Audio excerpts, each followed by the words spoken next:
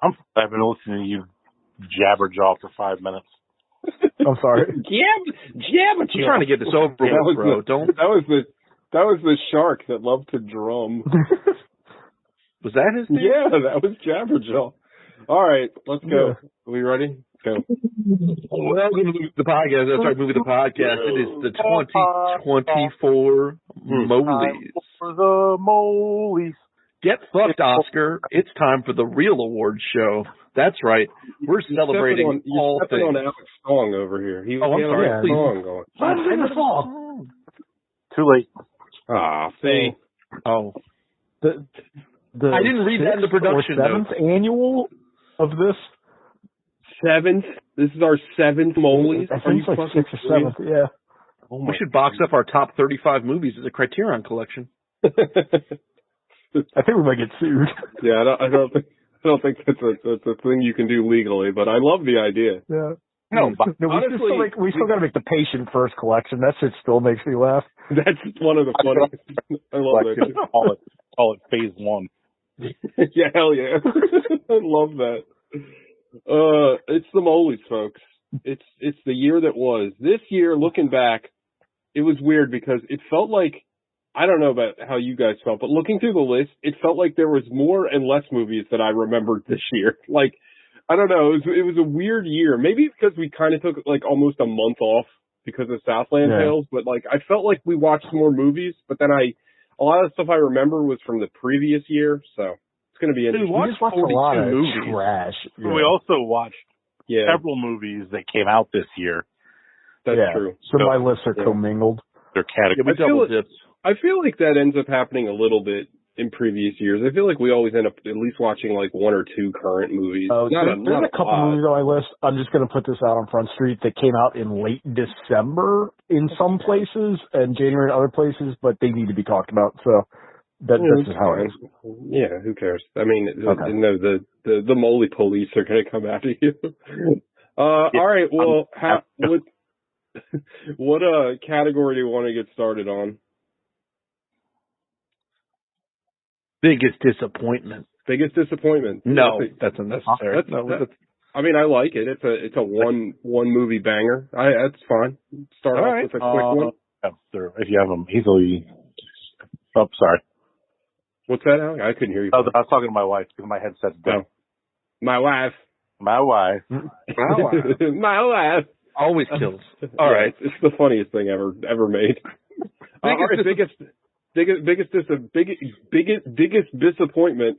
Gogs, what's your biggest disappointment of 2023? My biggest disappointment in 2023. And this is, just to be clear for the listeners, this is your first time listening, this is the biggest disappointment of the podcast movies, not just in general. That's correct. We go between what we refer to as analog films we watch outside of the show and movies in the wildly released. Another great banger. Gonzo. My Gonzo films. My biggest disappointment of 2023. It's because of the trailer to movie ratio. Would be Michael Fassbender's The Counselor. That trailer. Mine. Mine. Also yours? Also my biggest disappointment, but I'll talk about my reasoning after you. Yeah. The trailer slapped hard. The trailer really came at you. The trailer was awesome.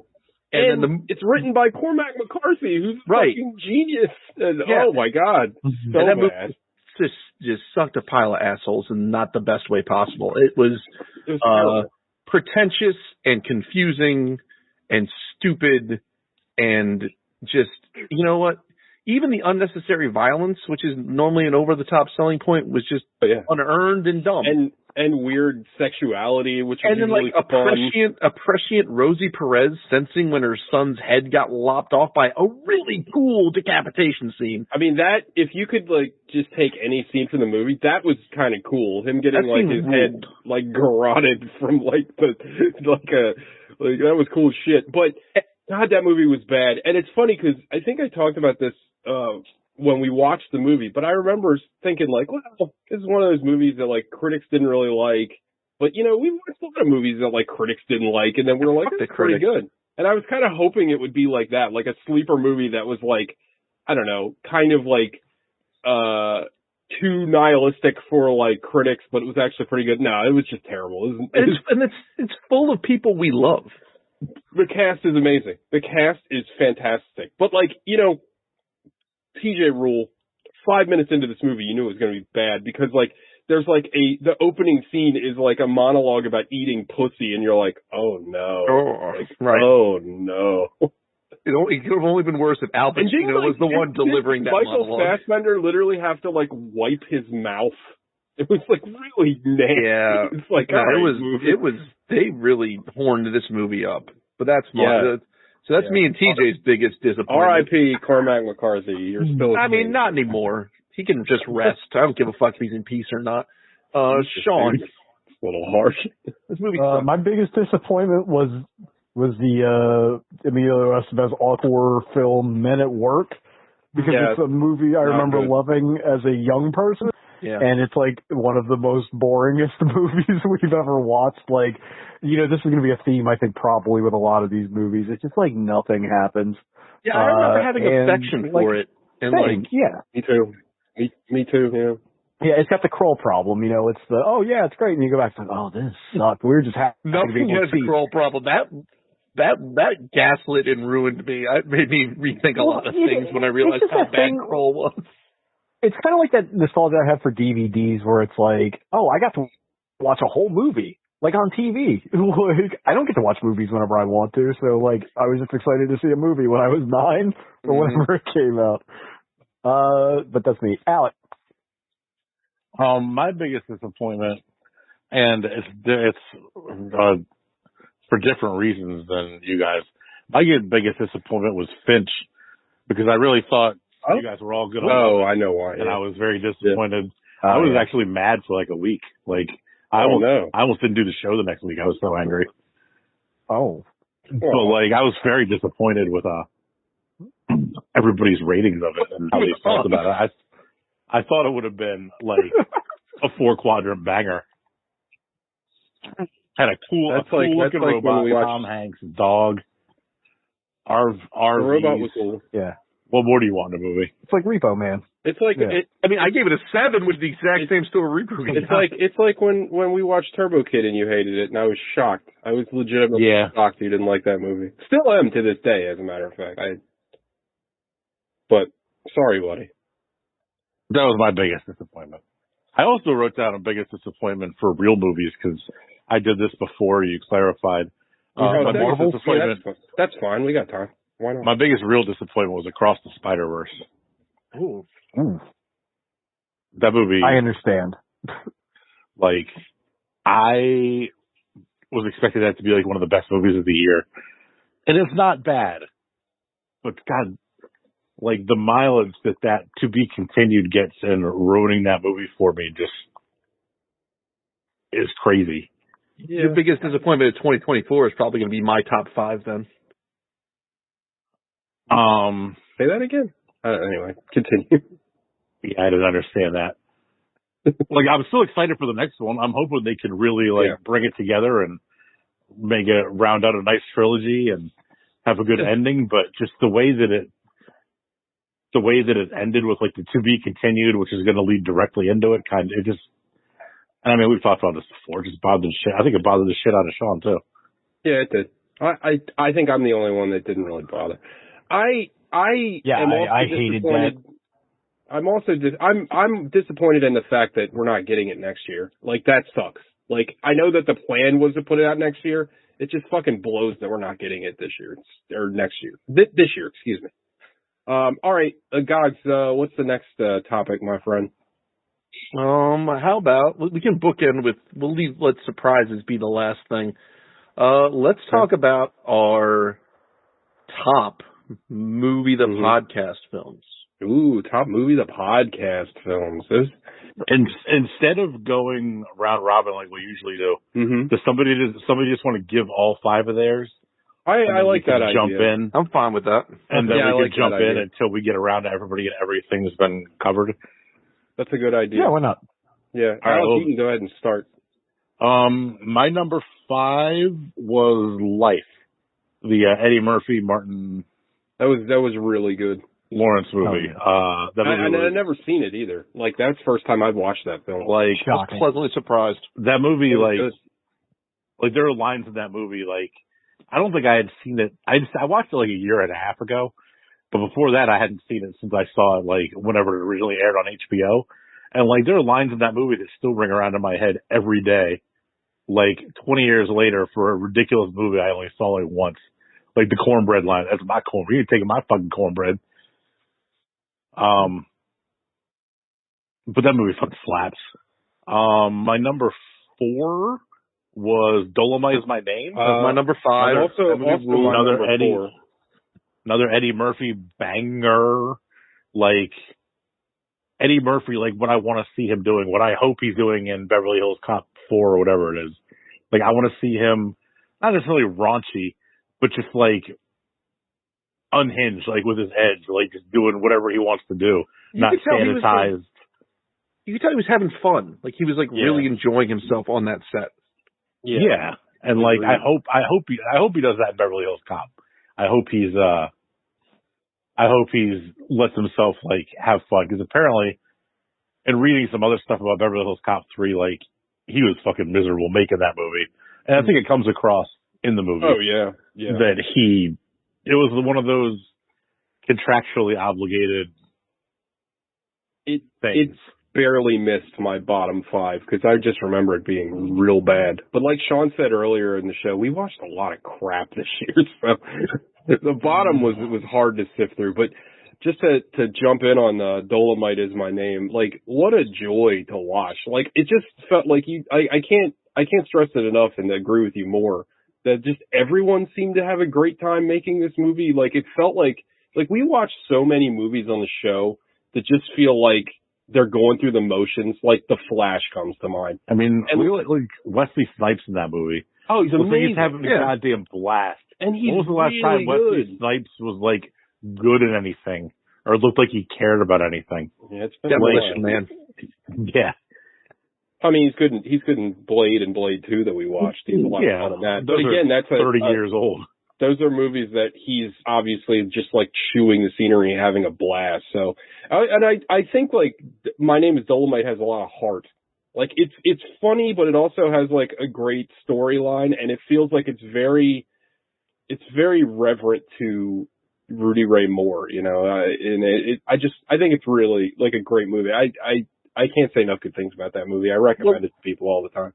Yeah, it was my number 5, and it was like, it's a ton of fun. Eddie Murphy's great in it. The whole cast is great in it.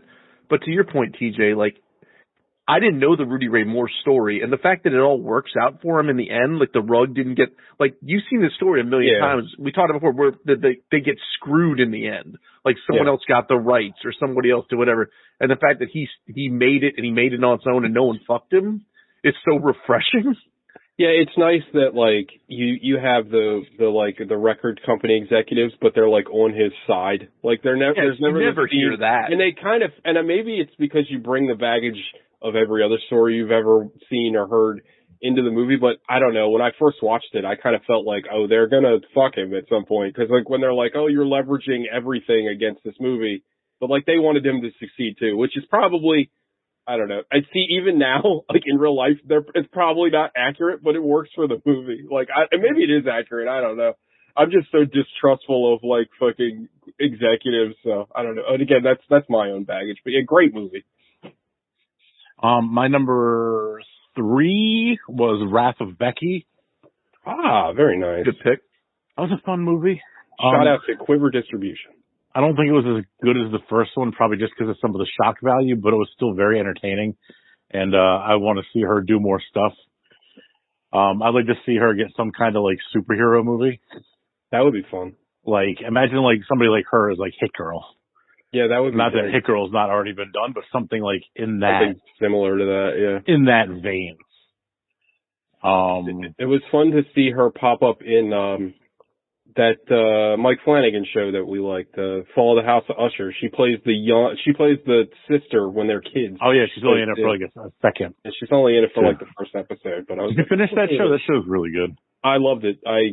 Now I got to watch his other two shows, or three shows, I think. The Midnight Mass and the House on Haunted Hill or whatever. I need to watch it. Yeah, The Haunting of Hill House is really good. That's it. Sorry. The other one that the other one we didn't finish. The Midnight Mass we didn't finish because he's got this weird thing where he's got to kill cats in all his shows. Hmm. And Midnight Mass, he kills a bunch of cats, and it's what are you doing? Why, man? In Fall of the House of Usher, that's a direct Edgar Allan Poe reference, but yeah. Also, the cat kind of wins in that one. The cat's fine at the end. Anyway. Yeah, it's some awful imagery. But anyway. Yeah, I agree. You know me, I love cats. I don't want to see any animal get hurt. My number two, Timmy Cruise is Oblivion. Timmy Cruise. Coming in numero dos. It was a fun movie. The old Al Bosky. That's a perfect Tom Cruise movie. I really want to watch Edge of Tomorrow again soon. I just watched that in the last couple of months. It's tons of fun. He's a great actor. I want to watch we watched War of the Worlds for the show, and he was great in that. He's solid in a sci-fi movie. But yeah, man, Oblivion's fun. He's doing the Tom Cruise thing. He's got to do his thing where he tries to make everybody realize how grounded he is by replaying the Yankees game in his head or whatever. I understand sports. The ending is kind of cool with the whole clone and thing. I enjoyed that. It's definitely a slept-on movie. Yeah. I was kind of worried about it when we picked it, to be honest, because I was like, is this going to be because I don't know. I just remember it coming out. It looked kind of generic. The trailers looked kind of generic, and then I was like, oh, good. I think the fact that it came out so close to Edge of Tomorrow, whatever that movie's called now, kind of Live Die it a little bit. I'm gonna start an OnlyFans called Edging tomorrow, but that's a whole other story. Edging is over. We're on gooning now. Season of the Goon. And my number one is drum roll. Who Framed Roger Rabbit? Hell yeah! What a pick! I forgot we watched that. That was my number. That was my number 4. Yeah, it's a banger. I thought you said Dolomite was your number 4. Dolomite was number 5. Dolomite's your number 4. Yeah, Who Framed Roger Rabbit is absolutely a masterpiece. Yeah, a masterpiece that still holds up 30 years later. Animation-wise, effects-wise, it's crazy.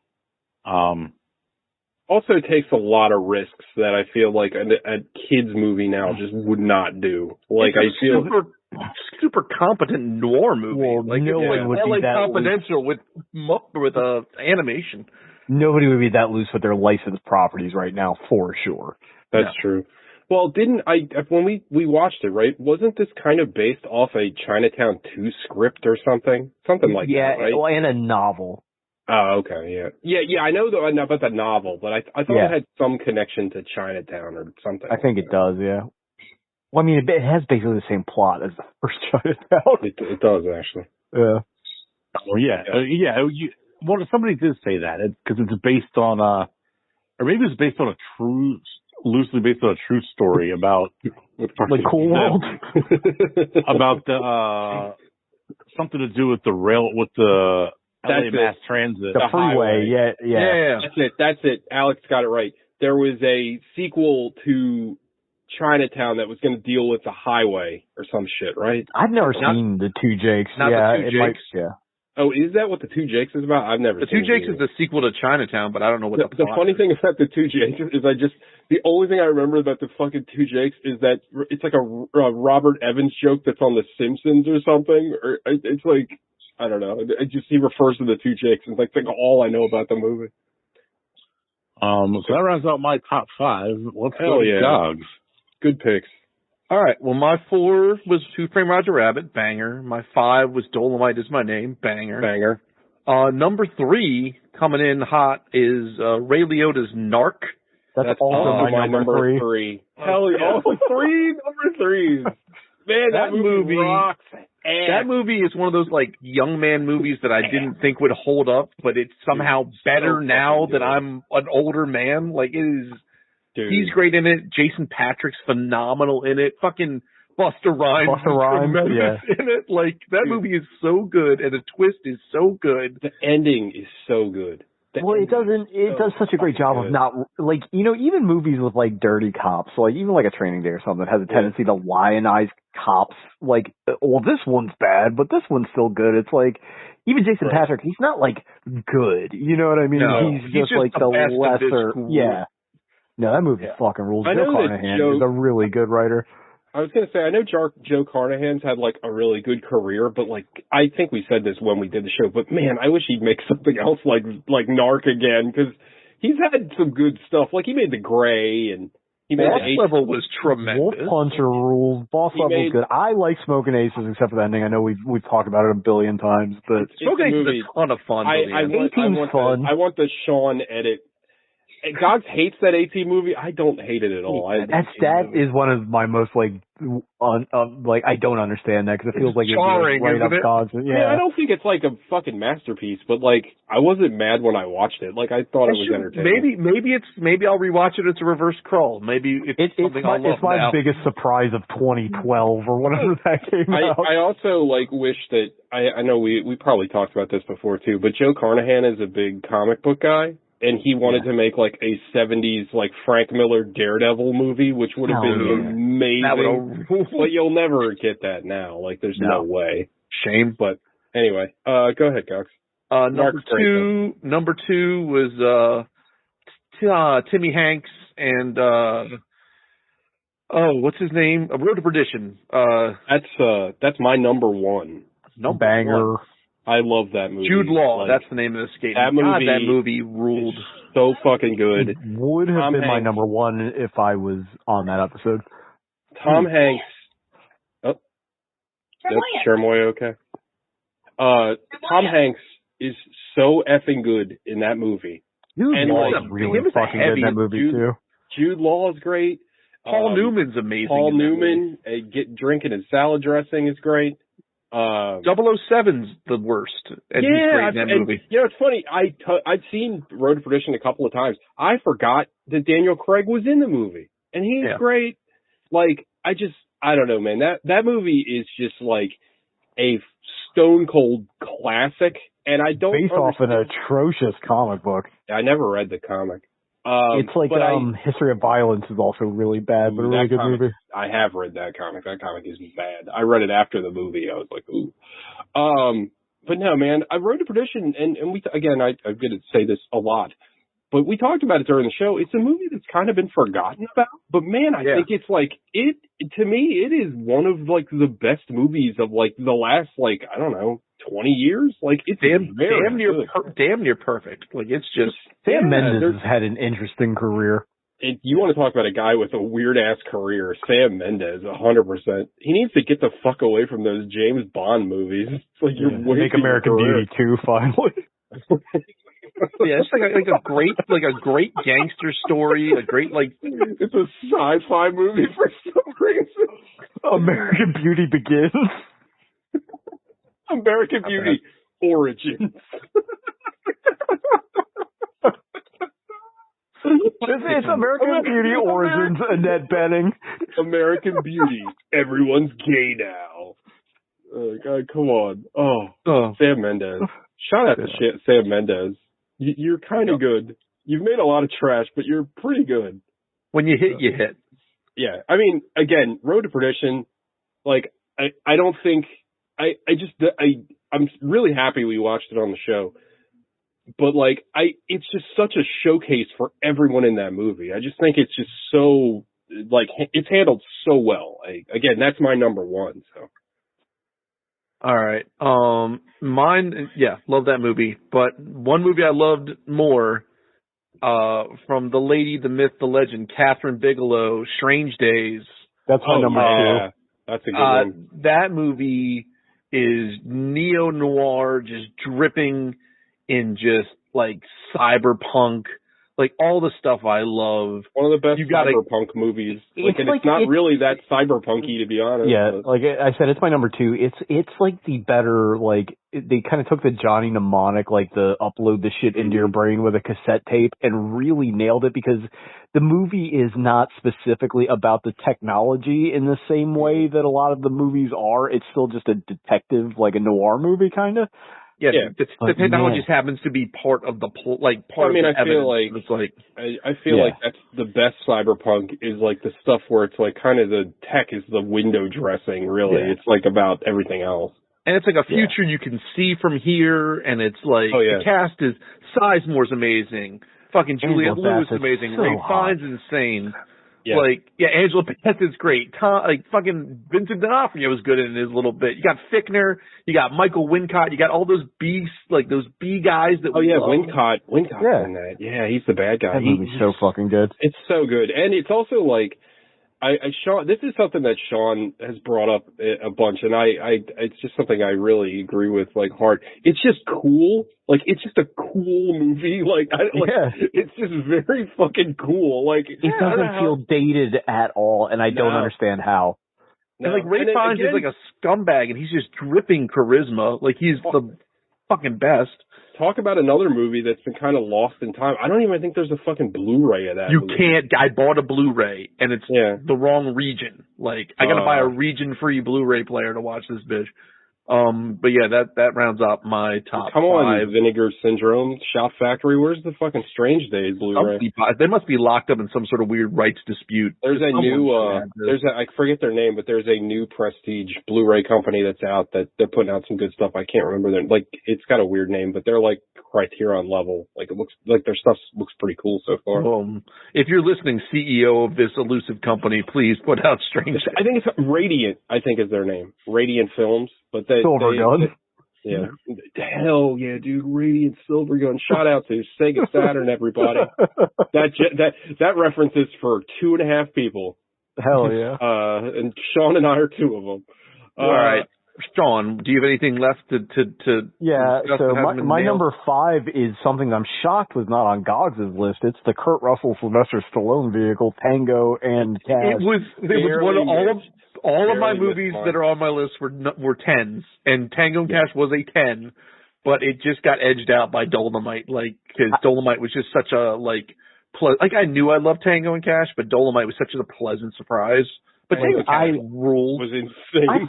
I forget who mentioned on the show, but it's perfect. It is the ultimate 80s movie that just got to happen and be made in like 1994 or whatever. Like, it is like, they're talking about each other's dicks all the time. There's like, fucking Jack Palance is just chewing the entire set. Like, that movie's so much fun. It's so good. There's a weird scene at the end where there's just nothing but explosions, and apparently a monster truck. Apparently several stunt people got severely hurt because there's just explosions everywhere. In like Mr. Han's palace at Enter the Dragon, and like it's fucking stupid. Speaking of fucking stupid, a movie that I know is on nobody else's list, the Stephen King vehicle, Maximum Overdrive, which is another movie. That's my number 4. Bo. Oh my god, that almost made my bottom. Oh god, I love that movie. It's so much fun. There's a lot of movies I omitted on here because they're not really movies or they're shit we've talked about to death. So I tried to skip that. But I mean, that soda machine that was like trying to kill them, like that it's a soda machine. Dog. The trucks are growling at people. Like it's the part. You're right. The parts that hit are like home runs. Because when that soda machine kills that kid, or the coach, it's the funniest shit I've ever seen. Or like, doesn't the bank tell him to fuck off or something? Yeah. But then there's that big span in the middle where like nothing happens. Well, that's where all the weird sex happens and the sewer fight. And Lisa Simpson's like horny the whole time. Yeah. Emilio Estevez is getting in an argument with a truck about the amount of gas that there is. You know what? Maybe I've misjudged you. I wasn't familiar with your game, sir. So I had Narc was number 3, Strange Days was number 2, and my number 1, it was also my movie of the year that year, is Riley Stearns' Duel, which is one of my favorite movies. Just full stop. That's my number 2. That's my number 2. I Duel, adore that movie. Duel is so fucking good. Like, that guy's made 3 movies that I'm aware of, and all of them are fucking bangers, and they're all just different enough to not feel like it's just, like, I love, Yorgos Lanthimos, but, like, they're a little bit more samey, I guess. Like, I don't know, man. Like, he's a contemporary to them. I can't say enough good things about Duel. Like, I just really can't. Like, you know, we don't want to end up in a situation where we fuck each other like that guy obviously did with his clone and the fucking hip hop dancing and just like that. What's his name from Breaking Bad? So he's really good in it. Why do we always forget his name? Shit. Aaron. What is his name? Aaron Paul. Aaron Paul. The lost Paul brother. And it's got, I think, at least the me and TJ favorite kind of ending where nothing is resolved well, and it's just like I'm still stuck in this fucking life. Like, I fought so hard to live this life, and now I hate it. I love the ending because, like, it's so, like, grim. Like, it's just like that's what it means to be human, is to suffer. Yeah, I've gone through all of this, and I also just love the conceit of the movie because, like, it really starts out. And you feel like it's kind of like in another genre that I love, kind of that battle royale genre. And it's not really about that at all. Like, it kind of is, but, like, that is barely touched on in the movie. And I know we've talked about it a couple of times, but that part where it's like, well, one of you has to die because we can't have the 2 of you running around. That would be silly. Yeah. Well, I love how I love every scene in that movie where she goes to the doctors and they're like, well, there's a 99% chance you're going to die. Okay, so but you're definitely going to die. But you're definitely going to die. There's a 1%. You said there'd be a 1% chance that I'd live. No, you're definitely dying. Right. Yeah. I also love that they make the clone in like 15 seconds. So like, oh, here it is. Yeah. Like, I'm with, like I said, that's my number 2. I adore that movie a lot. Road Tradition is a classic and probably would have been my number 1 again had I been on the show. I have a hard time. I still think out of his films, I think Art of Self-Defense is my favorite. But, like, all 3 of those. What's the third one? Faults, yeah. Faults. With amazing. He Made Me Fuck Her, Leland Orser. Yeah, Leland Orser and Mary Elizabeth Winstead. And it's about, Leland Orser is like this, like, motivational speaker deprogrammer. Like, he's like a famous, like, cult deprogrammer. And then Mary Elizabeth Winstead's parents, like, hire him to deprogram her. It's amazing. And I don't want to give anything else away because it's, like, there's a lot of twists and turns. So it's on the Plex. I highly recommend it. I think it's like an hour and 15 minutes long. TJ, do you have anything remaining? Yeah. So my number 5 was Blade 2, which I fucking loved. I thought that movie was so much fun. And it's funny. I had this argument, like, it's so weird how movies that I don't really talk about or think about for a while, like, we do the show on them, and then, like, I'm in, like, a million different fucking, like, film groups, and somebody just randomly posted, like, hey, what, like, why does everybody hate Blade 2? It's everything the first one does, but better. And I'm like, yeah, exactly. And it's like a horror movie, and, like, I know that it's got its haters, but, man, I think that movie is a blast. Like, I get, like, the complaints about the CGI and stuff, but, like, it doesn't bother me. It's over the top and silly, and, like, it feels like a horror movie, like, whereas the first one really doesn't. I don't know. I thought it was great. I had a blast watching it. My number 4 is Dolomite. My number 3 is Narc. My number 2 is Duel, and my number 1 is Road to Perdition. So those are all movies that we already talked about. But again, we had some real lows this year, but I think our highs, I mean, we had some really, really solid movies that we watched this year. Like, I think it was a pretty good year overall. All right. So, are we going to shoot to our bottom 5 now, Cox? I think we should do the bottom 5 new releases. Then we'll do the bottom 5 movie to podcast. Then we can end with top 5 new releases. Yeah. Okay. I'm all over the board. I like it. It's weird, but okay. Let's keep them interested. All right, fine. So bottom 5. This is bottom 5. Let's keep him interested. Let's keep Anthony interested. Anthony and Brent interested.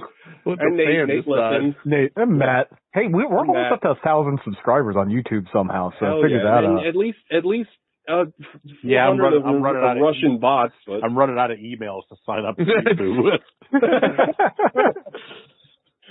I'll just go since I just went. Is that cool? Yeah, we'll do a reverse order. Yeah. All right. So these are regular movies. These are regular normie movies. So this is a movie that'll it technically doesn't count, but I'm going to count it it doesn't matter. Rebel Moon is my number 5. Y'all are crazy. That movie fucking sucks. Wow. I hate that movie. Yeah, that's insane. With all the movies you've seen this year, insane take. It's fucking terrible. I don't care what you say. It's awful. The old Gogs double down.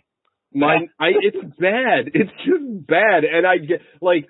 The fact that we're getting to the point where it's like, well, it's not as bad as other Zack Snyder. You and me need to have a Blade 2 Rebel Moon double feater, and then we'll just fight to the death afterwards. I don't want to fight you. We can have different opinions. Nope. I mean, that's what the show is based on. My number 4 is The Flash, because that was that's my number 3. Yeah, that was my number 2. I wouldn't say you missed it, guys. God, that was bad. That's also my number 3 on another list. The Flash was just so fucking soulless and terrible. It was a product in the worst possible way, but it's a product for no one. Yeah, and it just and then all the stuff that they tried to hype it up with it, like with the stupid like cameos that didn't make any sense or have any impact on the fucking fake cameos. I would have much rather just seen an hour and a half of what Ezra Miller was up to during the filming than the actual movie. So I don't know if I talked about this on a show, but I saw an interview with Nicolas Cage, and they brought him on set. He was there. You could have shot actual Nicolas Cage in that movie, and you chose to have that weird, like, PlayStation 2 Nicolas Cage. Like, I'm not saying it would have made the movie any better, but, like, why, like, the choices in that movie, unbelievably bad. My number 3 is a movie I don't think any of you saw. It's called No One Will Save You. It's a movie about an alien invasion. There is no dialogue. Oh, it's a Hulu movie, right? A Hulu movie. Yeah. There is zero dialogue in this entire movie, and it is literally just one scene, and it just goes on and on and on, and there's nothing compelling about it. It's fucking awful. The guy's not even sweeping up peanuts at the bar. Well, I mean, like, you can make, like, a non-verbal movie. Yeah. Like, I mean, again, like, Sympathy for Mr. Vengeance is a movie where I don't think there's dialogue in it for, like, the first hour. And it's, like, it's engaging as hell. I mean, Mad Max is a movie, or Fury Road, excuse me, is a movie that, like, barely has any dialogue. And I think that even, like, the dialogue is uttered, I think the first line of dialogue is like 25 minutes into the movie. Like, you can do it, but there's nothing in this movie that compels you to keep watching. My number 2 is one of the worst holiday cash-in movies I've ever seen. It feels like it was written by fucking ChatGPT. It's called It's a Wonderful Knife. It's god awful. Like, it's so fucking bad. And what's his name? Justin Long is basically playing like Walton Goggins, like in the weirdest way possible. It's fucking terrible. Do not watch it. Don't even bother. And it's weird.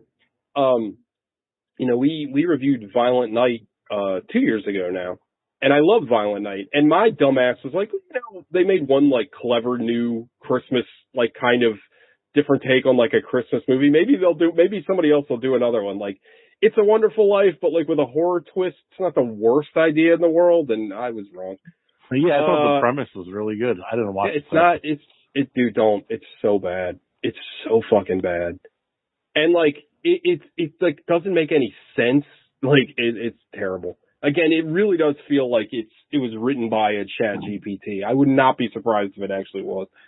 My number 1, and it's really my fault. So this is kind of a bottom 5 movie, but bottom of my decision making. I watched VHS 1985, and it was absolutely regular movies.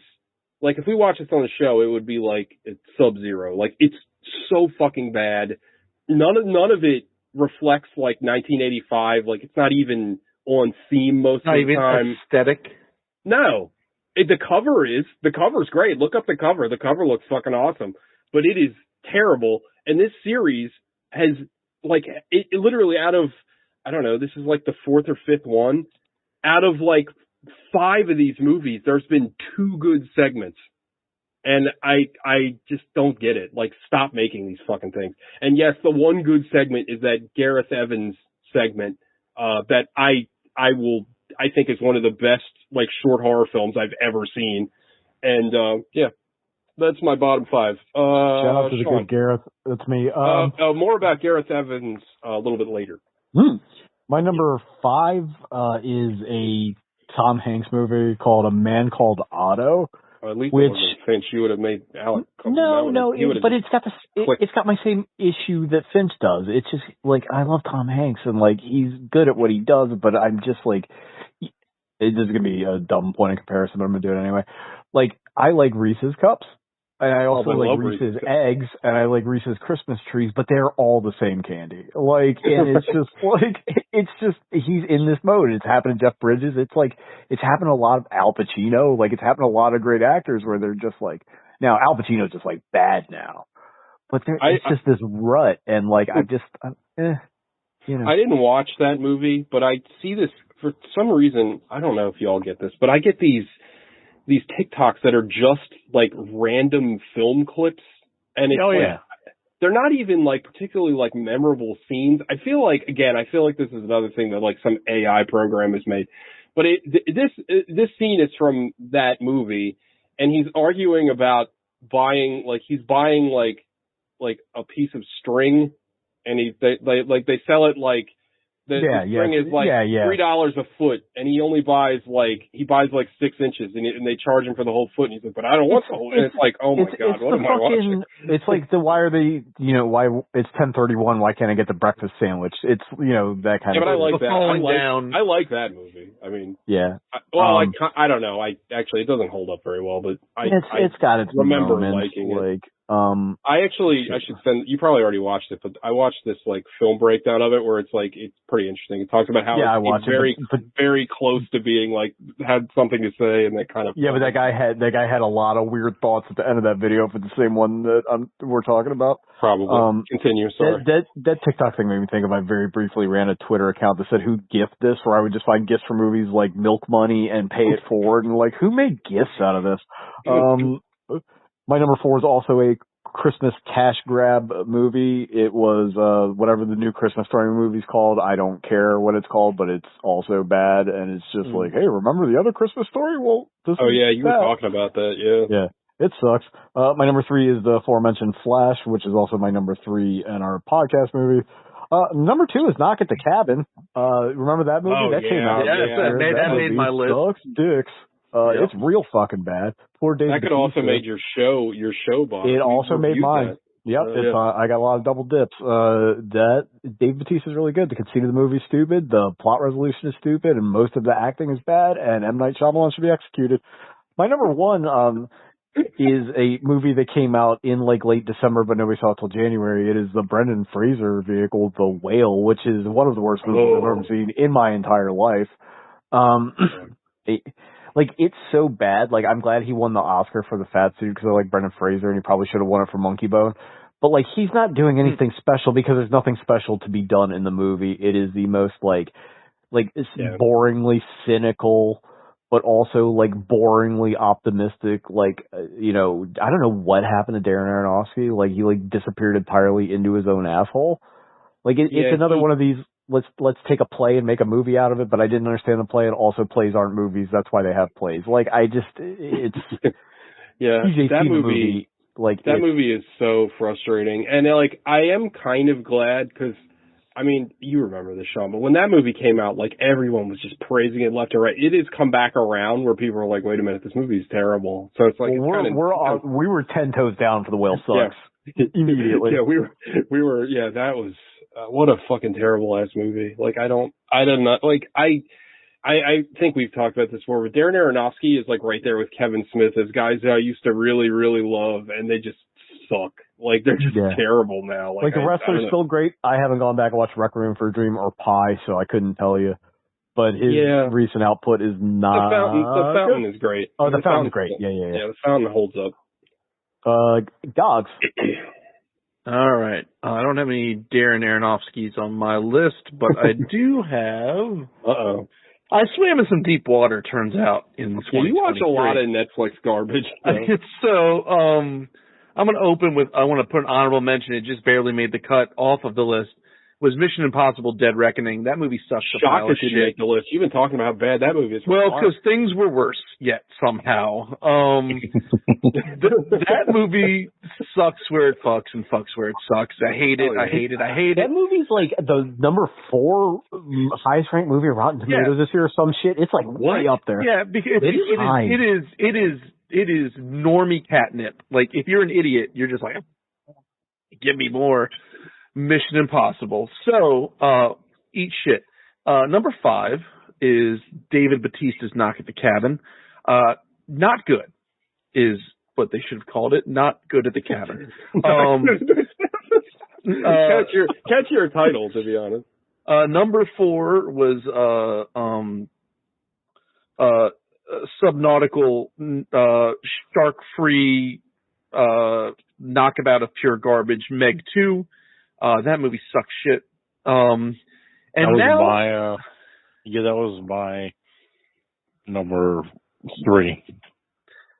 Now we're dipping into to places where people haven't seen these things. Number 3 was Munchausen by proxy, a psycho kid, sex jaunt, drug movie, A Spoonful of Sugar. That was bad. That movie sucked. I saw that. That was John is also the best Philadelphia strip club. That movie was just fucking confusing, and then like the twist is like what? Like, no, huh? It was all just yeah. Yeah, that was a Shudder. The Shudder miss on that. It was a rare miss for Shudder. Well, I got 2 Shudder misses on my bottom 5. Possibly 3. I don't know when the remake of Children of the Corn came out. I know when it came out last year because I watched it, and it's my number 2. But I don't know if Shudder was involved. That movie sucks. You know what's cool about Children of the Corn? You never see the thing. He who walks behind the rose. When you turn him into a vine monster that's like there, and it's like the worst CGI imaginable. It looked like Beast Wars. Like it was awful. Hey now. He means this show. Yeah, I mean not Beast Wars the film. It looks like it looked. What was that? What was that one where it was about like hack reboot? Yeah, it looked like Grum from whatever that was like. The Pilgrims. Yeah, the Pilgrims. Children of the Corn remake. Children of the Corn OG, still a banger. Children of the Corn remake, an abomination, possibly a war crime. And my number 1 is another Shudder original, Bad Things, a movie that I think they shot over the course of a weekend in an empty hotel. Bad Things? Bad Things. BAD space THINGS. Not to be confused with the late 90s banger, Very Bad Very Things. Bad Things. Which was a very good regular old Bad Things. This movie sucked, and I hated every second of it. It sucked so bad. I cannot not recommend this movie enough. Like, if you hate yourself, go get a Shudder subscription and watch Bad Things, and then you go, oops, shouldn't have done that. Alec. I guess I got 3 left. My number, I forget what number it was because I started erasing stuff. My number, we'll say 5, was Good Burger 2. That was terrible. Bad. I don't think I finished it. Did you try the burger yet, though? Did you go to Arby's and try the burger? No, I did not. If I go to Arby's, I ain't getting no burger. It's pretty good. I'm getting beef and cheddar. I mean, technically, a burger is beef. Shush. Yeah, that movie was awful. The number 2 was the David Harbour vehicle, We Have a Ghost. He doesn't talk the whole time, with Anthony Mackie in it. That movie sucked. It's another silent film. What the fuck? Yeah, well, people talk, just he doesn't talk because he doesn't talk. Yeah, and like of all the things you want David Harbour to not do, talk is not it because he's a very good talker as far as an actor goes. Hey, he's funny. He's got a great cadence, and I like his voice. And my number one regular bottom 5 movie, Across the Spider-Verse. Damn. That movie's getting all of my grief tonight. Just not even catching strays, catching direct shots. Lord and Miller finally made a subpar movie. I think they made it. It's a backbreaker. Yeah, do better.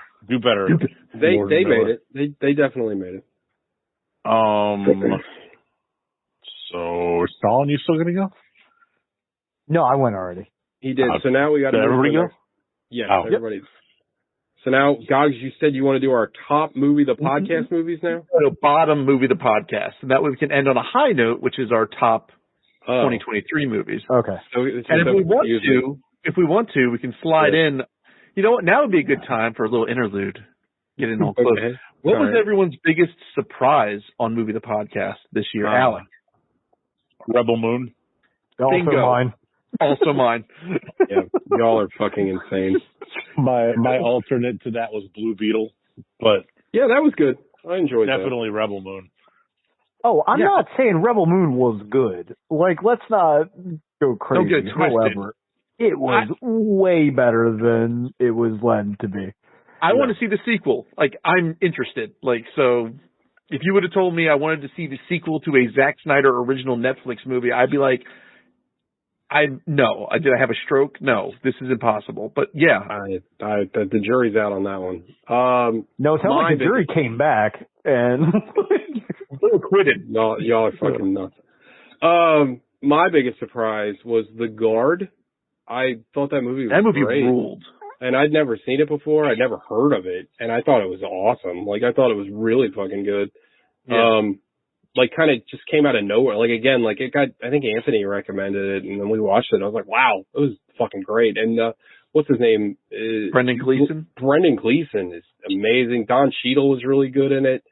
And, I love the ambiguity of the ending, which I didn't really pick up on, but then you guys were like, I think it's interesting, like, where that movie went. I don't know. I just thought it was really good. I like, too, the, like, kind of, it's funny because he's also in it, but, like, I like that kind of small Irish townshipness of the movie. Like, it reminded me of Banshees of Inisherin. Like, there's just something about that vibe that I enjoy. I know it's a different time period, but, like, I enjoyed both of those movies. But I thought The Guard was excellent. I thought it was really, really good. Right on. Yeah, Anthony actually picked a good one. Yeah, it was a banger. It was a really good movie. And fun, interesting film. Like, a movie that definitely went a bunch of different ways. When it starts out, it's some weird, like there's a murder and there's, like, cult writing on the wall. I'm like, where is this going? Yeah. All right. Definitely. Let's talk about our bottom 5 movie, the podcast movies. I guess we're back to TJ. My bottom 5 movie, the podcast movies. I almost didn't put this on because I know we've talked about this before, but movies that are so bad they're barely movies, I feel almost like they should be disqualified, but I put this on anyway. My number 5 is Pro Wrestlers versus Zombies. I almost made my bottom 5, but I was like, it knows it's bad. Yeah, I omitted all the not movies. See, it's also in my bottom 5. I paired it up with Monster Brawl. So if two half movies gives a full movie. Well, I think that these are the movies that killed WWE, so I think that's pretty much done now. Yeah. Well, I do, but Pro Wrestlers versus Zombies does get a slight bit of credibility because Gogs and I met that wrestler that was in the movie. Yeah, wild Neon Extreme or whatever his name was. Watching his fucking eyes light up when we told him we saw his movie was unbelievable. And then watch him get crestfallen when you're like, did you like it? And TJ looks at him dead and goes, it knows what it is. Yeah, I mean, hey, I didn't go, it fucking sucks. Like, your immediate reaction was, and then you pulled it back. Look, I am who I am, okay? I can't help it.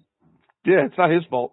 But that was one of the fun moments. Like, It was just one of the weird moments where the show clashes with like something outside the show, and it was just very odd because I think God said, "We're like, we saw that guy was in the movie," and I'm like, "What? Holy shit!" It was so weird. But yeah, that movie was terrible. But again, I almost didn't include it because it's barely a movie. But I already mentioned like the Flash and stuff. So, my number 4 is Attack of the Clones. Yep. I forgot. It's my number 3.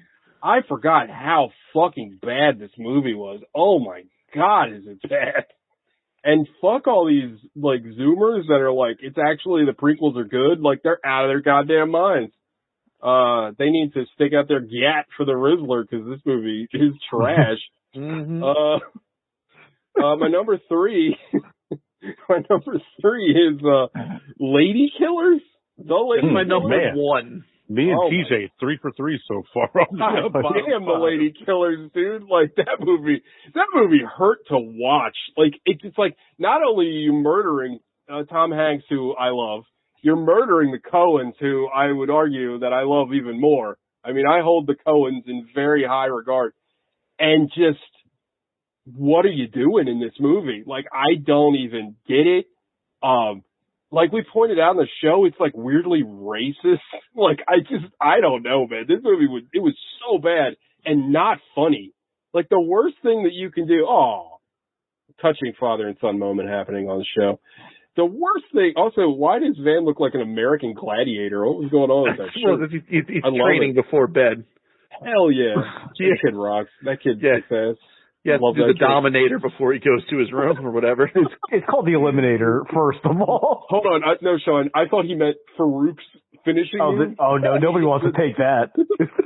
But no, man, the Lady Killers. Vance just hand biked up the stairs. The Lady Killers was so fucking bad. Oh my God. It's my number 1. It's the worst. I think 2, I might have the same number 1 as TJ. My number 2, I'm sure you do. My number 2 is Highlander 2. We deviate now. Absolutely horrendous film. That, like, much in the same way that I expected The Counselor was a movie that, like, people didn't like, but I thought maybe I would find something to like about it. I kind of thought that Highlander 2, as, like, one of these, like, known worst movie ever movies, I thought it would still be, like, fun bad. You know what I mean? I thought there'd be, like, you know, it was going to be terrible, but I thought it'd be, like, interesting to watch. No. No. Like, talking about it, like, was fun. And, like, when you break down certain scenes that don't make any sense, it's funny, like, outside of actually sitting down and watching the movie. But it's so boring and terrible. Like, I don't know how you can be so out there and so fucking weird and be so fucking boring at the same time. Because it doesn't make any sense. It should be interesting. There's lightning and decapitations and, like, a fucking sun sphere and all kinds of shit. There's weird, like, commercials on an airplane. There's sex, like, in the middle of the, just, you know, you kill a guy and then you fuck this chick in the rain. Like, there's, like, weird Blade Runner shit going on, but it is the most boring ass shit. I will say, though, I enjoyed Gox's breakdown of physics in the movie, in the train scene. That was my personal favorite part of the show. Is I always like it when Gox breaks into science. I enjoy that immensely. And my number 1, surprising no one, is Southland Tales. Of course it is. Also mine. I fucking my number hate 2. I hate that fucking movie. I mean, we watched that movie originally as my most hated movie, like, in my entire life, and I don't know if that opinion has changed. No, mine's galvanized. It's like when George Foreman came out of retirement to fight Michael Moore, and he was like 52 years old and won the heavyweight championship. It's like that. But this movie came out of retirement and dethroned all the other terrible movies again. It's so bad. And you know what the thing is that, and you know, this might be potentially cringy to say, but, like, I'm much more of like a leftist in my old age, and I've read a lot more than I did when I saw this movie when I was nothing worse than a political movie that misunderstands politics so badly. Well, the fucking, like, the neo-Marxists have nothing to do with Marxism, and, like, I'm not going to sit here and talk about that. I know everything about fucking Marxism and being a leftist, but, like, it was like, you know more than so Richard bad. Kelly. Yeah, and it's like, it's just everything about the movie is a miss. Like, and then you watch it and you're like, well, maybe, you know, I've seen so many different breakdowns of this movie and like people are like, well, it's intentional. And it's like, I don't think there's intentionality in this film at all. Like, I don't think it's supposed to be funny. And I don't think like, you know, I think all of Richard Kelly's choices don't work. And like, I don't know. It's just, it's again, just like Highlander, right? Like when you break down certain aspects of this movie, it should be interesting, right? Like there's a weird like dance number that comes out of nowhere. There are two dance numbers that come out of nowhere. Like John Lovitz is playing like, I don't even know, like the fucking Terminator out of nowhere. Like The Rock is kind of playing against character, which is, it should be more interesting than it is. Well, he thinks the whole idea of people playing against type is like a movie. Well, that's the whole movie, right? Yeah, like that's it. That's the entire movie. I will say it has that one good scene with Sherry O'Terry and what's that other guy's name? Wood Harris. Oh no, Wood it's Harris. No, it's Amy Poehler. Or Amy Poehler, yeah. And they have that argument, and they're wearing the prosthetic. That scene is hilarious. Like that is the only bright spot in the whole movie. I love that scene. That scene in that movie is absolutely hysterical. But man, that movie sucks. All right, who's next? I forget what order we were already in. Sean. Sean's next. Yeah, that's me. My number 5 is recency bias. Is Ghoulies 3. Yeah, I love the Ghoulies. To be nigh unwatchable, but we just talked about it. So that's not 2024 a nigh unwatchable film. Oh, before the moleies. It counts. Yeah, if it's before the moleies, it counts? Okay. It counts. Yeah, it's still in our fourth quarter fiscal. So, right. I forgot how our year works. My number 4, I think I'm on an island with this, but is The Pilgrimage with John Bernthal. I don't think anyone liked that movie. I liked it. You liked it? Really? I gave it like a 7 or an 8. I did not like it. I hated it. I found it like impossibly boring. I couldn't hear it, and like I didn't really understand the point of it at all. It was about like a box, and then they already had that they like faked the artifact or something, and it's like blah. The real artifact is the friends we made along the way. My number 3 is a tie between The Flash and Multiplicity. I don't like Multiplicity very much. I think it's like very like boomerish and wrong-headed. My number 2 is Not Good at the Cabin, and my number 1 was Southland Tales. Southland Tales. I can't wait to watch it in like 3 more years when we decide to rewatch it again. I was just thinking to myself, Southland Tales for you guys is like the killer. Like you watch it once every 10 years just to make sure it's still just to make sure it's still the worst movie you've ever seen. I'd much rather suck a dick once every 4 years than watch that movie again. Oh, yeah. Call me. Okay. What are you, my dad? Maybe number 5 is math doesn't really work out on that one, but okay. Math doesn't work out in general. Number 5 is The Counselor. That movie still sucks, and it was my biggest disappointment. Don't need to go into it anymore. Number 4, surprises didn't make anyone's list. Was Steven Seagal and Steve Austin's Maximum Conviction. Barely a movie. Forgot about that movie. Yeah, I forgot about that. Sucks a pile of it. I forgot about that, and I went back and looked at all the movies we watched. There was like that was around. Forgot about that. There was like a 2-month ennui where it was just like everything was like that. Was that a WWE Easter? No, it was after we watched 71 and before we watched Over the Top. Huh. Yeah. Oh, no, it must have been the opening of WWE Easter because it was Maximum Conviction, then Over the Top, then Monster Brawl, then Pro Wrestlers versus. Oh yeah, because Terry Funk is in Over the Top, I think. Yeah, for like a second. Yeah. So that was the opening salvo of the last WWE Easter. So there's that. Well, hard does it mean to go on? Number 3, Attack of the Clones. It sucks shit. Number 2, Southland Tales. See previous comment. It sucks shit. And number 1. I think I said, go to hell, Tom Hanks, is The Lady Killers. That movie is the worst. That's a movie where you even hated the cat in the movie, if I remember correctly. I hated every inch of that movie. That movie is just, and it's like so bad, and it's like people I like made it, and that makes it work. It's like finding out that well, I should say it's finding out that TJ sells meth. I think, you know what, that's probably okay. We can work something out. I'm trying to think how you would have not that bad. I mean, no, I'm trying to think how you would have to disappoint me. Like, I don't know, it's like finding out Vince McMahon is a sexual predator. Oh. Yeah, there you go. Or like you're like a strict Ann Randian or something. It's like, oh, come on, man, stop. Yeah. Uh-oh. I gotta hide the fountainhead that's on my bookshelf. Yeah, hide that. Stop talking about Reardon Metal. Alec. So I got 2 left. Only someone that read the book would know that reference. Nobody that read the Fountainhead would get tired of that reference. But I forget what numbers they were, but my last 2 bottom lists were Bulletproof Monk. Oh, that's a shit show. That was so bad. That movie sucked. Terrible. And I love Stifler. Yeah. Dude, and I love Chow Yun Fat, and that movie was garbage. Oh my god. Bulletproof Monk, real bad. And my final one for bottom was The Dark Tower. Oh yeah, that was a good. That was rough. That movie, it didn't even make sense. It was like, it was so bad. Didn't make sense. Yeah, it didn't.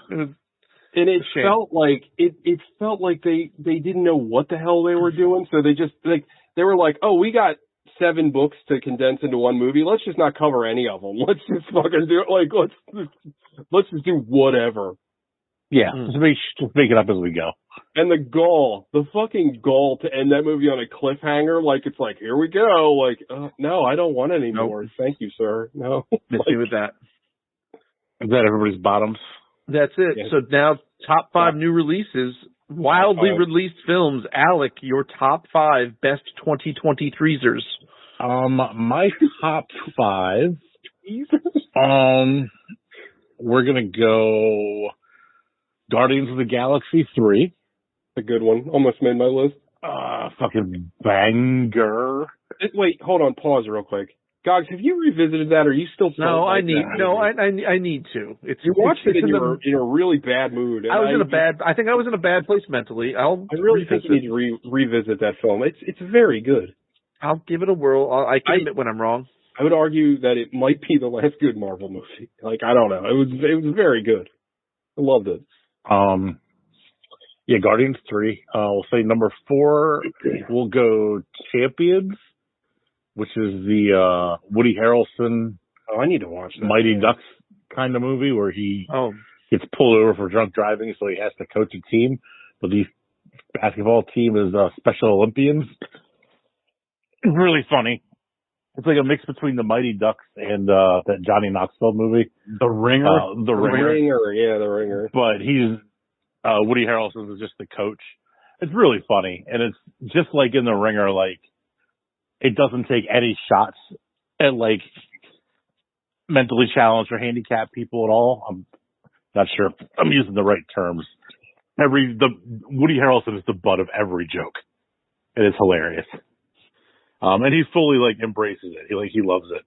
And Woody Harrelson loves playing basketball, so I think he just loves doing basketball movies. Woody Harrelson's a gem. Real one. Oh, number 3 is Creed 3. That is my number 2. Really good. The Jonathan Majors documentary, Creed 3. That movie is excellent. Goddamn, Michael B. Jordan. That was his directorial debut, I believe.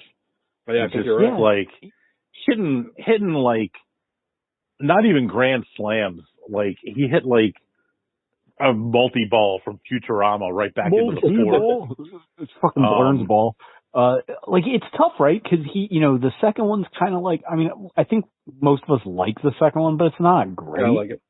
And then the third one comes way up, which is a weird track for trilogies. That almost never happens. And I do like how he kind of went fucking Dragon Ball Z, the fight at the end, and did something different. Yeah. We haven't seen it.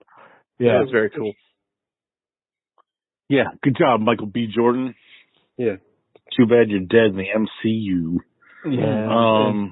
It is too bad that don't bring him back. Majors got up with those white women, and now we can't have a good movie. We can have a multiverse Michael B. Jordan come back and be a bad guy. I would be shocked if they don't actually. No, he'll come back and be a good guy. Like I'm so tired of these multiverses, but that's what they're gonna do. I guarantee it. He's too popular of an actor not to bring him back. Yeah, I mean they brought him back for a cup of coffee in Wakanda Forever. He was really good. Forever. He was good in that. Ninja Turtles. That's my number 3. Number 2. Yeah, that movie was great. That movie absolutely fucking slaps. And like, fucking rules. That might have the best soundtrack of any movie ever. Insanely good. It's so funny. Like, it's legitimately like a hilarious comedy. But also, the milking shit is so funny. Yeah. You got a milking machine. Why do you think everybody wants to milk you? What does that machine say? See, I told you. I love the animation too in that movie. Like the animation style is so cool. Sent me a reel of them just saying bacon, egg, and cheese the other day, and I was like laughing out loud. We outside. It's nice too that the Ninja Turtles are canonically black now. I appreciate that. Yeah. Well, it's nice they're canonically teenagers and they're canonically from New York. Like it's like perfect. It's pitch perfect. Great. I hope they're making another one, right? They said they're making another one. God, I hope so. It's so good. It's my number 2. It was a lot of fun in that. Yeah, it's my number 3. And my number 1 is a movie that I'm glad I told TJ to put in the Plex last week. It was good. Next Goal Wins. The new Taika Waititi movie. Is it good? Must be. I gotta watch it. Absolutely excellent. No, it sucks. It's my number 1 movie. Number 1. Shit. Michael Fassbender is so goddamn good.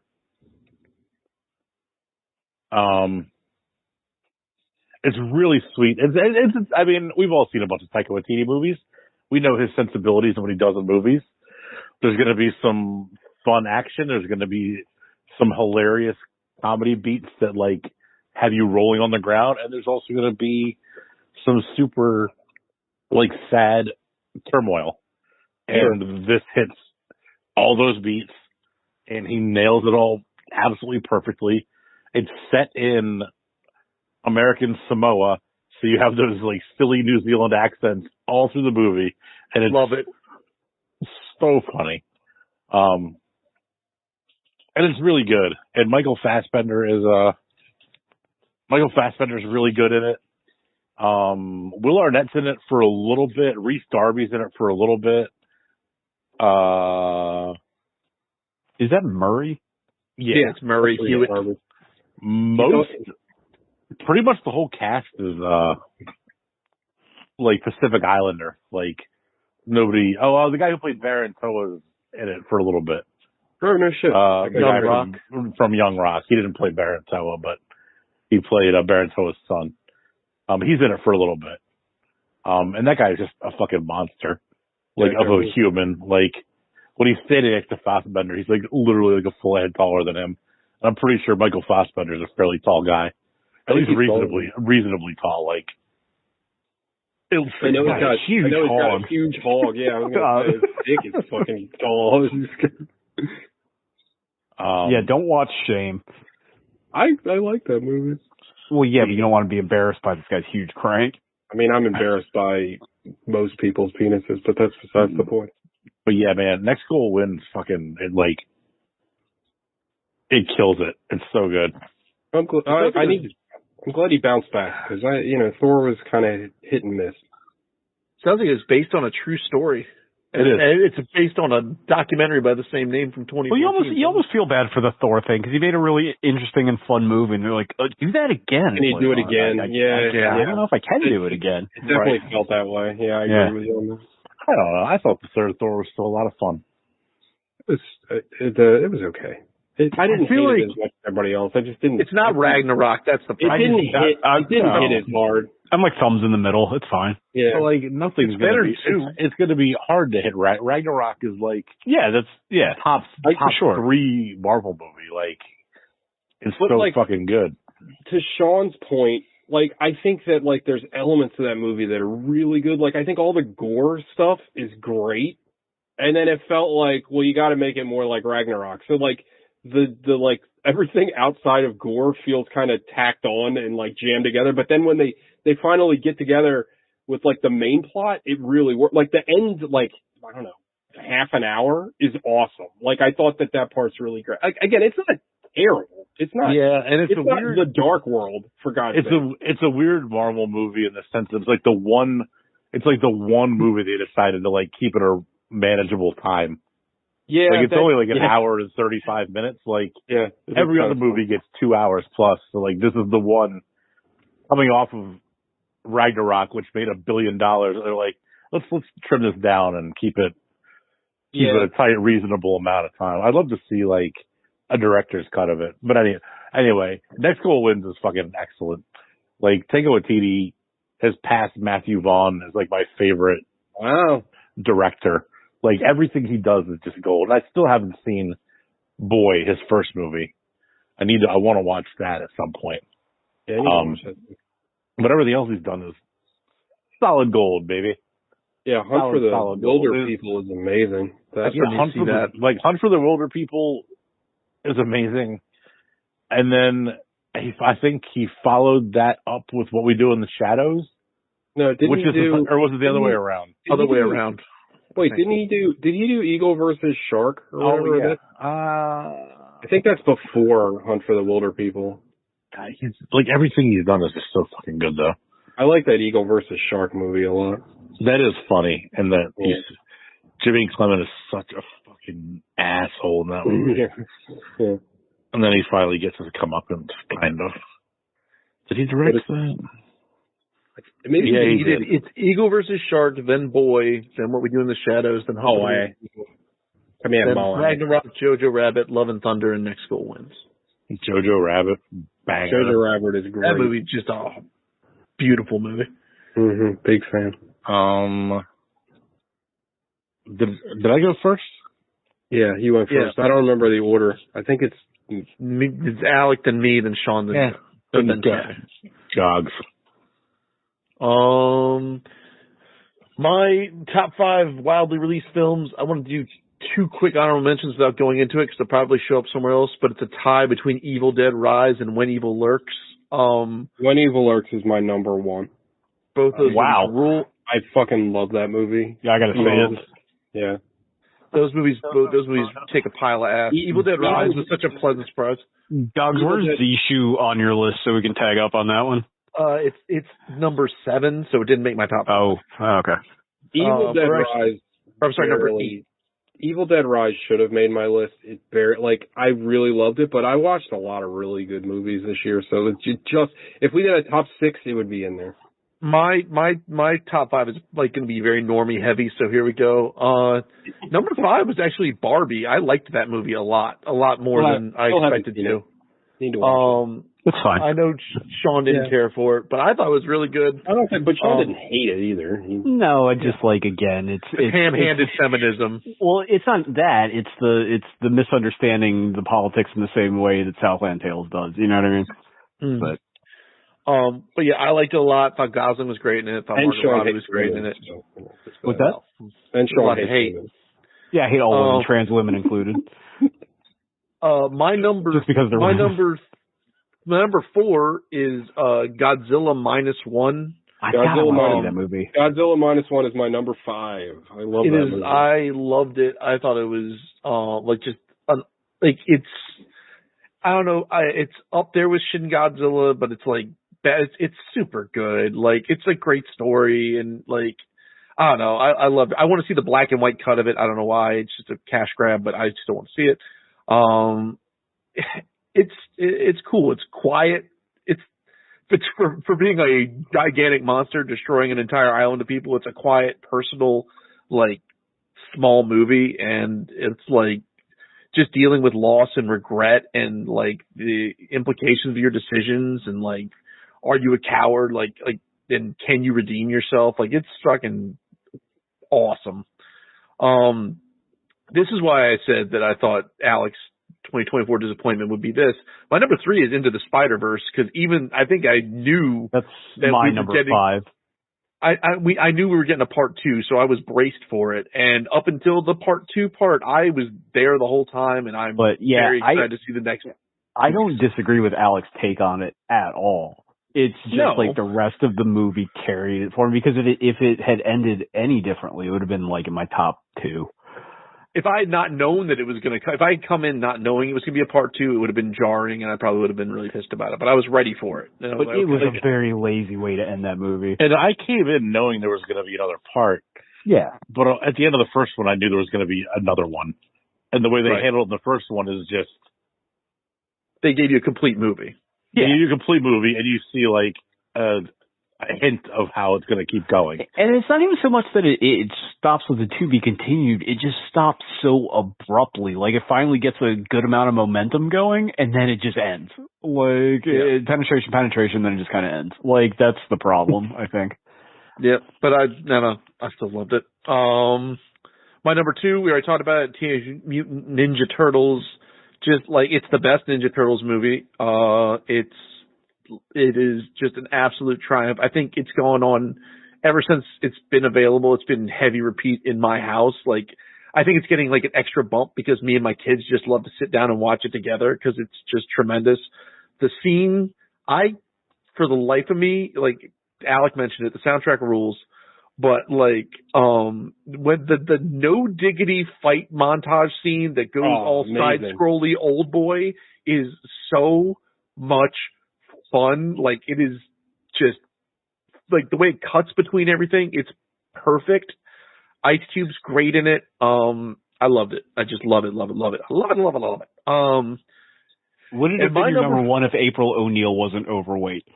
It would have been, it would have been easily my number 1 if it wasn't for that. How am I supposed to fuck that? Yeah, what am I supposed to jack off to? That's a guy. Gogs was texting me as he was watching it. No, I'm just kidding. My number 1. Gogs sounds off the mic, by the way, everybody. That's it. I can't target. Number 1. My number 1 is it's super normie pick, but I don't give a rat's ass. Cillian Murphy, Oppenheimer. Oppenheimer is my number 3. If he doesn't win Best Actor, it's a crime. You sit there and he just dissolves into he's perfect in it. Like, he is, everyone's great in it, and he is perfect in it. Josh Hartnett is just doing the best work he's ever done in his entire life. He's in it. But Cillian Murphy is, and then the whole movie, we talked about it on the show when we talk about it, the fact that the whole movie, the only thing you expect to see in the movie is the bombing of Hiroshima and Nagasaki, right? It's like if Titanic didn't hit the iceberg. You're like, it's everything around it. It is a brilliant choice. It is an amazing movie. It really was like, I can't believe it stood up to the hype, but it was tremendous. Okay. Sean. I'll run through mine real quick. My number 5 was a tie between Into the Spider-Verse and a movie that I wasn't sure exactly when it came out, but it's listed in 2 different years as Brandon Cronenberg's Infinity Pool. Infinity Pool is my number 4. Yeah. Nice. Which is a movie you've talked about a lot. And I loved it. I thought it was Brandon Cronenberg's a super good director. I think we all loved his last movie that we saw. Alec, did you see it? What was it? Possessor. No. Is that, Sean, have you seen Antiviral? With Chris Evans? No. The Puncture. No, I don't think I've seen Antiviral. It's got that guy that played Banshee in First Class. He's got a real Irish name. I think like Caleb something or other. Yeah. Watch that. It's really good. Okay. I think you'd like it. He's a very much like a Yorgos Lanthimos, where his movies kind of live and die on their premise. Like, he always has some weird premise, and the Antiviral premise is like pretty interesting. So I think I'm pretty sure it's on the Plex. One of the few directors that's better than their famous director father. So take that, Sofia Coppola, I guess. My number 4 is Sishu. I didn't see John Wick 4, but it is like a fun revenge splatter movie. The movie's great. Another movie we've talked about a lot. My number 3 is Mutant Ninja Turtles. My number 2 is Creed 3. And my number 1 is, it's good because it's French and it's still number 1, is Smoking Causes Coughing, which is... Oh, my God. Technically, I don't think that's technically a 2023 movie. That's the only reason it got released in the United States in 2023. I wanted to put it on there because I love that fucking movie. That movie is so good. We've all talked about it to death. Like, it's so much fucking fun. And, like, the fucking bucket of blood, like, just the puppets. The talking fish. The fucking Emperor of the Universe is, like, getting yelled at dinner. Like, that movie's so fucking good. So somebody clipped some of Meet the Feebles the other day. I was watching. Yeah. I'm pretty sure that the rat puppet in Meet the Feebles is the rat puppet in Smoking Causes Coffee. No It looks exactly like. Have you seen Meet the Feebles, Sean? Yeah, years ago. Like look it up, and you're like, I think it's the same fucking puppet. If not, it's definitely modeled after that puppet. I blew my mind. I was like, holy shit. Yeah, Smoking Causes Coughing fucking rocks. It's one of the my favorite movies, period. I love it. That fucking movie's so good. And it's so original. TJ, go ahead and run through your list so we can all say that we're looking forward to Dune and wrap this up. Mine's not that. Actually. I switched it up because I figured everybody say Dune too. But anyway, no, my top 5, I think everyone mentioned. Oh, there's one that nobody mentioned. Godzilla -1. That's my number 5. Cannot recommend that movie enough. It's not as good as Shin Godzilla to me, but I think I think it's an amazing movie. It's more accessible than Shin Godzilla. I think Shin Godzilla is almost too insane at times, but you also have to understand a bit about the bureaucracy of Japan or whatever. Anyway. I highly, highly recommend Godzilla -1. Even if you're not a movie monster guy, it's a very good movie and you care about the characters a lot. Like God said, I loved it. I saw it twice. I thought it was great. Can't wait till it comes out on home video. I can't wait to watch it again. And yes, I called it home video. I'm that old. Number 4. Home video. Number 4 is Infinity Pool, a movie Sean just talked about. It came out real early in the year. I think it came out in January or February. And I said when I saw it, I was like, this is going to stay in my top list all year because I adored it. It's a very polarizing movie, even amongst film nerds. And I loved it. I thought it was great. It's very polarizing between people that are correct and people that are stupid. It's a great movie. I fucking loved it. My number 3 is Oppenheimer. That movie, the biggest compliment I can give to that movie is super fucking long, but it does not feel long. And I've never heard that before in my life. It's great. It's full of amazing performances, like Gog said. It's a movie that is, again, I think it's clever misdirection maybe, but it's a movie that Christopher Nolan couldn't stop talking about. You have to see it in fucking IMAX 70 and all, but it's literally just a movie about guys talking in rooms. There's no action in the whole fucking movie. It is just guys talking. And I love guys talking in rooms. It's one of my favorite genres. I told you a few years ago, I love that fucking movie Darkest Hour, and that is the most guys talking in rooms movie you hate will ever Star see. Wars Episode 2, which is the guys talking in rooms. Well, the dialogue sucks. It's different. Also, shout out to friend of the show, Macon Blair, who is in a fucking Christopher Nolan movie, which is so fucking weird, but I swear to God, you say your number 2 movie is Killers of the Flower Moon, I'm never speaking to you again. No, I didn't like it. I was going to talk about that show next week. I did watch it. I did not care for it. I'm not I don't watching think a 3.5 hour movie. Miss me with I watched it in two sittings. Anyway, I'll talk about it next week.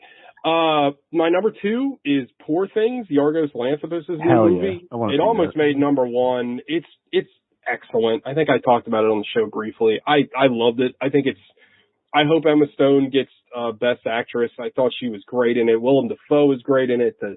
The design and the look of the world is great. The message of the movie is really cool. I thought it was just a very creative, interesting movie. And it's still weird. It's still his brand of weirdness, but also I feel it's almost set in this kind of fairy tale reality where I think it's a lot more digestible.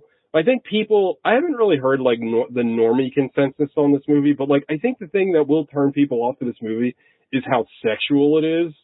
It's about the sexual awakening of this girl. And I think that'll turn people off, but overall it's a really good movie and funny too. I really, really loved it. But my number 1 is When Evil Lurks. It is one of the most oppressively nihilistic horror movies I've ever seen. And it's a movie where I constantly talk about horror movies where they don't take enough risks. I loved Evil Dead Rise, for example. Loved it. Thought it was great. My one problem with that fucking movie is the little girl, the youngest daughter, has plot armor in that whole fucking movie. And I said it before, and I think I said it on the show. If I made that movie, the little girl will be the first one to die, because if you do that, then you don't know what the fuck is going to happen the rest of the movie. Well, let me tell you that when Evil Lurks does that shit in spades, no one is safe. It is just so, like, insane, and the world building that they do in the movie is very subtle, and, like, the acting is really good, and I just thought it was, like, super creative and super original. I loved it. I can't say enough good things about When Evil Lurks. It's a shame that it's a foreign movie, so a lot of people won't watch it, specifically horror fans, because they're dumb and they can't read. But it's a great movie. I highly recommend it. It's on Shudder. Check it out. If you want something different in the horror sphere, definitely check it out. So can I ask you something real quick about this? Of course. Because I loved it too. I just looked up dude that made it. His name. He made one other movie. Well, it's I always see it on Shudder and I never click on it. Terrified? I've never watched it. Chris Parks watched it. He said it was pretty good. He said it wasn't nearly as good as When Evil Lurks, but okay. Whatever the next thing. Sure. I have two guesses at your most anticipated movie. Let's see how well I know you. We'll move into that category now. Most anticipated movie of this year. My first guess is Alex Garland's Civil War. No, but it's definitely up there. If there's an honorary mention, I definitely am pumped for that movie. My second guess is Furiosa. No. Oh shit! No. Okay. No, it is the Tom Hardy, Gareth Evans vehicle, Havoc. I don't even. Gareth Evans and Tom Hardy are teaming up, and it's Gareth Evans getting back to his roots. It's going to be they described it as a bloody, like, martial arts, like, crime movie, and I'm like, in. I think Gareth Evans is, like, highly underrated, and I've really loved everything he's made.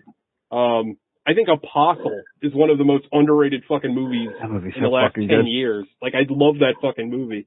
And him getting back to, like, action, and I mean, I think that, like, the Raid, again, how many times have we brought up the fucking Raid on the show? Like, it's one of the best action movies, like, ever made, and and I love Tom Hardy. So, those guys getting together, sign me up. So I'm really excited for Havoc. But all the movies you mentioned, very excited for. So yeah. I'm sorry, I forget the order. Sean, I think, right? It's Madam Web is my most anticipated. I'm predicting that is going. Well, no, it's not disappointing. That's probably going to be on the worst of list. I guarantee we will watch that on. Well, we have to. It's part of the Sony verse, because I think doesn't Venom come out next year too, possibly? Yeah. I wish. Does it? Another Venom comes out? Comes out next fall. Something to look forward to. My number one's Dune 2. Like, I'm glad all the things that have gone wrong in the world. We lived long enough to get these Dune movies. Like, so I'm assuming that's also Goggs's, but I don't want to speak for him. No, it's 2 years in a row. My movie I'm looking forward to next year is Dune 2. Maybe it could be like with New Mutant to get delayed again. You could pick 3 or 4 years in a row. My new movie. It's my most exciting, most anticipated movie for the rest of my life. It's just, I can't. Dogs is gonna die by March. I might. And you're gonna buy that. You're gonna buy that sandworm popcorn holder and fuck it in the theater. Yeah. I mean, how could you not? It looks so luxurious. The Latissi. Yeah. Shia LaHoussi. Yeah. But yeah, no, I can't wait to see fucking Dune 2. I loved Dune. I just, every time I hear Dune tune, I just think of Bronson Willie. Dune. But yeah, I mean, let's hopefully we get it in 2024. If not, it'll be my most anticipated movie 2025. Alec. There's a whole bunch I'm excited for. Deadpool 3, Civil War, Dune, Ghostbusters, Rebel Moon comes out in like a month. Hell yeah. The Fall Guy. Oh yeah, that looks cool as hell. Yeah, the new Quiet Place movie. But the one I'm most excited for actually comes out maybe this week. Argyle. Oh yeah, Argyle looks awesome. The new Matthew Vaughn movie looks fucking tremendous. Looks really really good. I'm pumped for that. I was saying this when I saw Alec and TJ this weekend. I want to put. Do we put bets on it? It's a backdoor Kingsman movie, and Agent Argyle is someone from the Kingsman. Oh. Maybe. I don't know. Is he a guy that really... Does he own that property? Yeah, I think so. I think he wrote both of them. Like, he owns... I think he co-wrote it with Mark Miller. Yeah. Because it was comic series first. Oh, okay. Well, I'm very excited. But I want to say he was involved in the comics, too. Like, anyway, I don't know. But maybe. I don't know. It's possible. It is... I mean, it's similarly, like, connected. Well, I say this every year, but we've made it through we're getting pushing up on a decade. We've been through a couple marriages, a couple divorces, some moves, a lot of stuff going on, and I love you boys, and like... Oh, love you too, buddy. I'm looking forward to talking to you guys for the rest of the year, not necessarily watching any of the movies that we're going to watch. Yeah. We're going to see some things. So what is February? Do we have a February? So we might not. Black History Month, too. No, we don't have a February. We have March is John Good March. We don't have a February. Let's see. Do we got a theme off the top of our head besides Black History? That is a solid one, but we've what done was that the one we were talking about? Me and you texted some shit. It wasn't Chow Yun Fat, but it was something. Chow Yun February. Valentine's Gay. We didn't do that before, didn't we? So we did similar. Labor Gays. Labor Gays.